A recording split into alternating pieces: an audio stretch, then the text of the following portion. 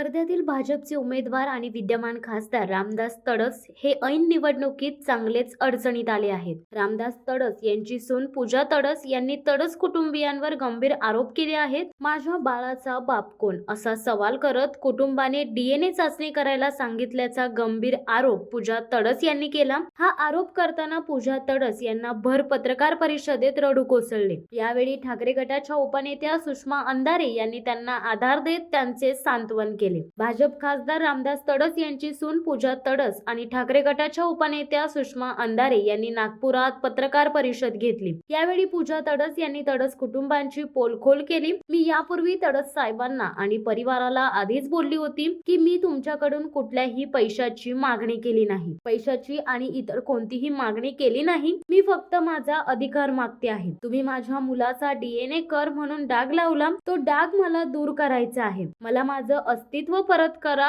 असे पूजा तडस यांनी पत्रकार परिषदेत सांगितले आहे. यावेळी सुषमा अंधारे यांनी भाजपला चांगलेच धारेवर धरले. पक्षीय राजकारणाच्या पलीकडे जाऊन बाई म्हणून बाईपणाच्या संवेदना समजून घेण्यासाठी ही पत्रकार परिषद आहे. मी परवा वर्ध्याला प्रचारासाठी आले होते. मला वाटले असते तर मी वर्ध्यात राजकारण करू शकले असते, पण तोपर्यंत माझी पूजा यांच्याशी ओळखही नव्हती. गोंदियाला आल्यावर मला त्यांचे प्रकरण कळले. पूजा तडस म्हणाल्या, वर्ध्यात पंतप्रधानांची सभा आहे, त्यापूर्वीच मी आत्महत्या करेन. मला हे प्रकरण गंभीर वाटले म्हणून मी त्यात लक्ष घातले असेही सुषमा अंधारे म्हणाल्या. रामदास तडस आणि पंकज तडस यांना माझी विनंती आहे, तुम्ही निवडणूक लढवा, राजकारण करा, पण आधी त्या महिलेला न्याय द्या. तिला न्याय पाहिजे आहे, तो न्याय तिला मिळाला पाहिजे असेही शेवटी पत्रकार परिषदेत अंधारे म्हणाल्या.